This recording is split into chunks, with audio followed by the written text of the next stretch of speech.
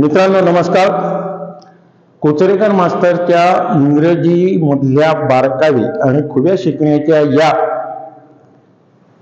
68व्या भागामध्ये आपल्या सगळ्यांचं स्वागत आहे.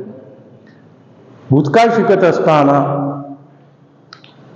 त्यातला सगळ्यात महत्त्वाचा भाग ज्याची आपण भाषांतरामुळे गफलत करतो तो म्हणजे पूर्ण भूतकाळ. इथे त्याचं उदाहरण घेतलेलं आहे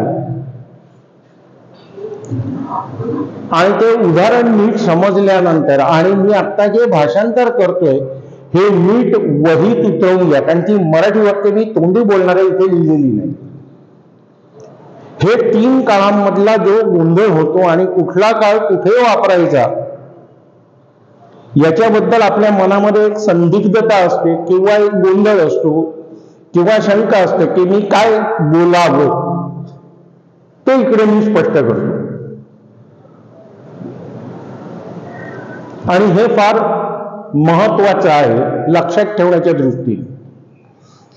इथे पहा, इथे पहिलं वाक्य आहे we swam.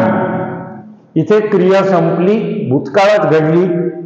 Indefinite past tense म्हणजे साधा भूतकाळ, त्याच्या वर्तमान काळाशी काही संबंध नाही म्हणून स्विमचं भूतकाळाचं रूप स्वॅम वापरलं.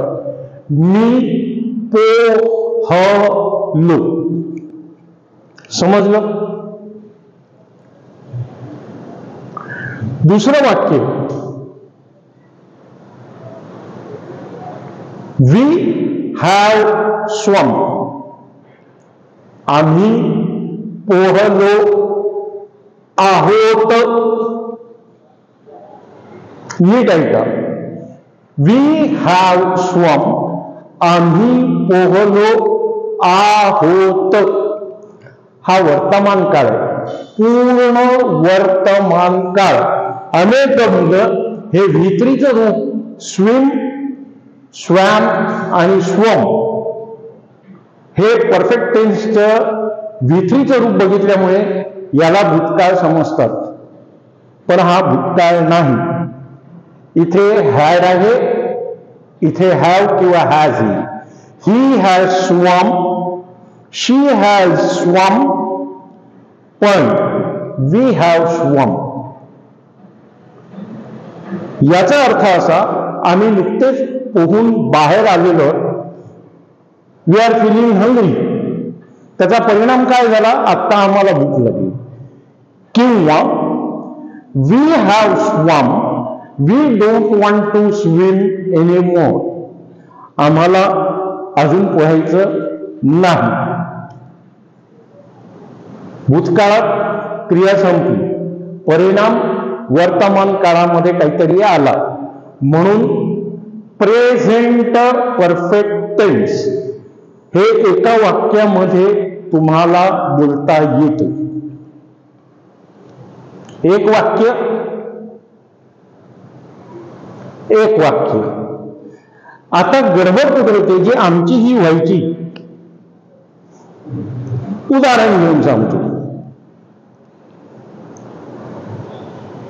जी नजीकच्या भूतकाळात झाली असेल गोष्ट, त्याला साधा भूतकाळ वापरायचा असं आमच्या डोक्यात होतं. असा नियम नाही. ह्या भूतकाळाच्या मागे कालदर्शक शब्द येतात.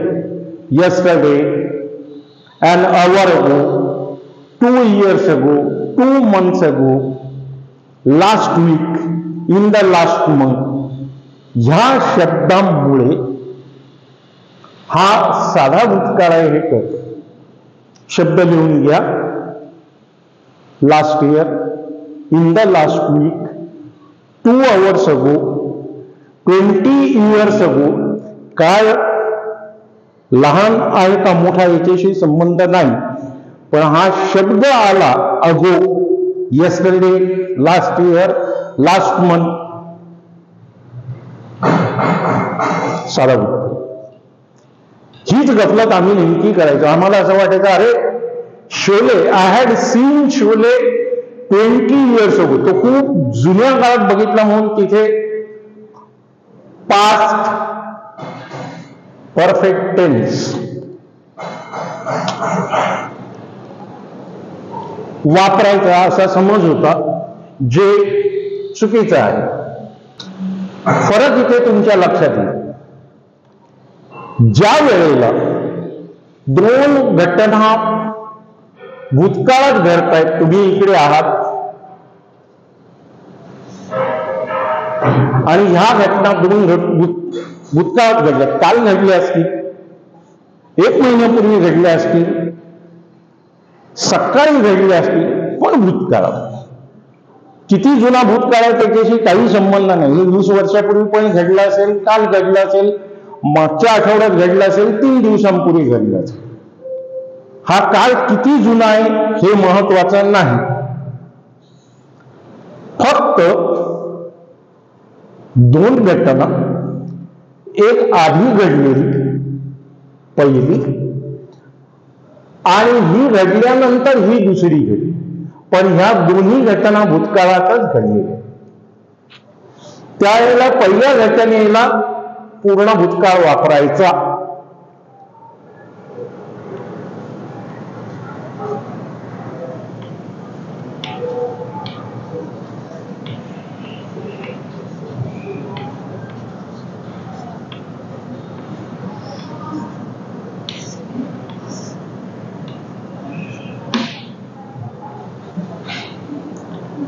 मला वाटतं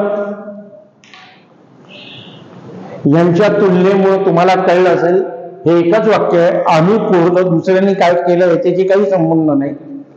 आम्ही पोहलो, याचा परिणाम काय झाला हे पुढच्या वाक्यात झालं. आता आम्ही दमलेलो आहोत, की आता आम्हाला पोहल्यामुळे खूप भूक लागली आहे, किंवा पोहून आमचं झालेलं आता आम्ही पुन्हा पोहणार नाही, हा परिणाम इथे. We have swum, we had स्वम मध्ये हे वाक्य समजून घ्या. आमचं पोहून संपलं, आम्ही बाहेर आलो आणि त्यानंतर त्या पाण्यात कोणीतरी उडी मारली. दोन गोष्टी घडल्या, हे आमचं पोहणं आहे. जी आधी घडली, त्यानंतर कोणीतरी त्याच्यामध्ये पाण्यात सूर मारला, डाई सूर मारली.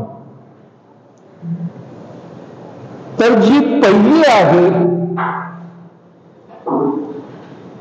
याला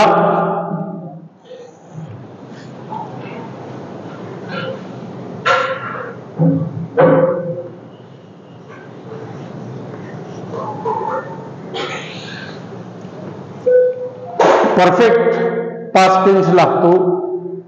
परफेक्ट पास्ट टेन्स लिहिताना सूत्र असं आहे, करता कालदर्शक क्रियापदामध्ये हॅज आणि हॅवच्या ऐवजी हॅड येतं. प्रेझेंट परफेक्ट टेन्स मध्ये हॅव आणि हॅज येतं. इथे सगळ्याला हॅड येतं. आय, वी, यू, दे सगळ्यांना हॅडच येतं. आणि इथे जसा V3 तिसरं रूप आलंय, तसंच इथे तिसरं रूप येतं. कारण हा पण परफेक्ट टेन्स आहे, मात्र हा वर्तमान काळाचा आहे, आणि हाही परफेक्ट टेन्स आहे, मात्र हा भूतकाळाचा आहे. तर लक्षात ठेवण्याची गोष्ट ही आहे की ज्यावेळेला तुम्ही पास्ट परफेक्ट टेन्स वापरता, पूर्ण भूतकाळ, पूर्ण वर्तमान काळ नव्हे, त्यावेळेला भूतकाळातल्या दोन घटनांचा उल्लेख करताना जी आधी घडलेली घटना आहे, गावस्कर आधी खेळले, सचिन त्यांच्या नंतर खेळल्या, हे आता हा सगळा भूतकाळ घडला. गावस्करही खेळत नाही आणि सचिनही खेळत नाही. त्यावेळेला हॅड प्लेड पूर्ण भूतकाळ, आणि इथे हॅड आलेला नाही, नुसतं प्लेड आलेला आहे. हे भूतकाळ दाखवणार आहे. साधा भूतकाळ, swam played, had swum, had played, play, played आणि प्लेड. V2 पण प्लेड आणि V3 पण प्लेड, त्यामुळे गफलत होण्याची शक्यता असते.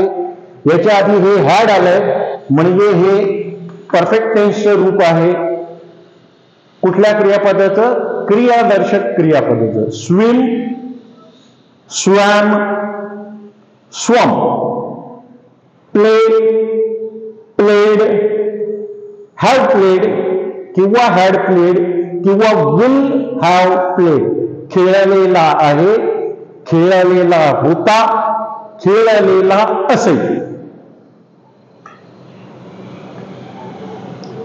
पुढचं वाक्य बघा. We had swum before they dived in to the water. इथे दाखवलेलं हा भूतकाळ आहे. या भूतकाळातही ही घटना आधी घडली. कुठलं? We had swum. त्यानंतर काय घडलं? आम्ही बाहेर आलो आणि त्यांनी पाण्यात सोडलं. साला भूतकाळ. दे डाइव्ड. दे हॅड डाइव्ड नाही, दे डाइव्ड. साला भूतकाळ. हा परफेक्ट पास्ट टेन्स नाही. पुढे they had eaten. It had, it हे लहान मुलं आहे. It had eaten banana, a banana before it drank milk. It ate eaten V3चं रूप आहे. बाळाने काय केलं? आधी केळं खाल्लं. केळं खाल्लं हे आधी केलं आणि त्यानंतर त्याने दूध पिलं. It had eaten banana.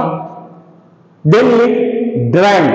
Has drunk नाही किंवा हॅड ड्रंक नाही, ड्रँक मिल्क.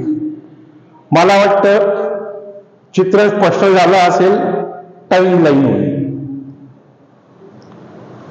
आता गंमत बघा. या सगळ्या ठिकाणी बिफोर म्हटल्यामुळे आधीची क्रिया ही आधी आलेली आहे. तिथे आपण पास्ट टेन्स लावला. इथे आपण आफ्टर म्हटले. त्यामुळे ही क्रिया पहिली होणार, त्यानंतर ही क्रिया होणार. आम्ही घर स्वच्छ केल्यानंतर पाहुणे आले. दोन्ही गोष्टी भूतकाळात झाल्यात. काल झाल्या असतील, गेल्या आठवड्यात झाले. पण पहिलं काय केलं? We had cleaned our house.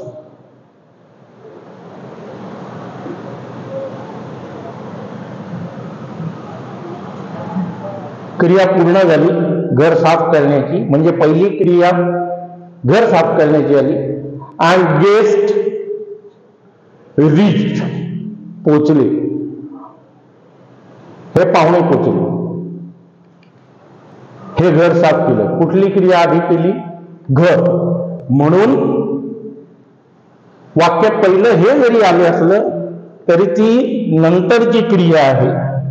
म्हणून इथे त्यातली जी आधीची क्रिया आहे त्याला परफेक्ट पास्ट टेन्स वापरला. आधी काय केलं? घर स्वच्छ केलं, मग पाहुणे आले. इथे बिफोर म्हटला, इथे आफ्टर म्हटलं. We entered the hall after authorities had inspected the documents. आमची जी कागदपत्र आहेत ती बघितल्यानंतर आम्हाला त्या हॉलमध्ये जायला दिली. पहिली गोष्ट कुठली केली? अथॉरिटीनी आमची कागदपत्र तपासली. अथॉरिटीनी कागदपत्र तपासली ही पहिली क्रिया झाली. आणि त्यानंतर आम्ही हॉलमध्ये गेलो.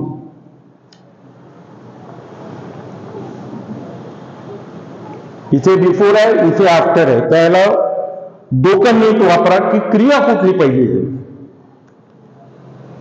सांगण्याचं तात्पर्य असं आहे की भूतकाळ वापरत असताना आपण कुठले काळ कसे वापरावे हे आपल्याला तपशीलवर कोणी समजावून सांगत नाही.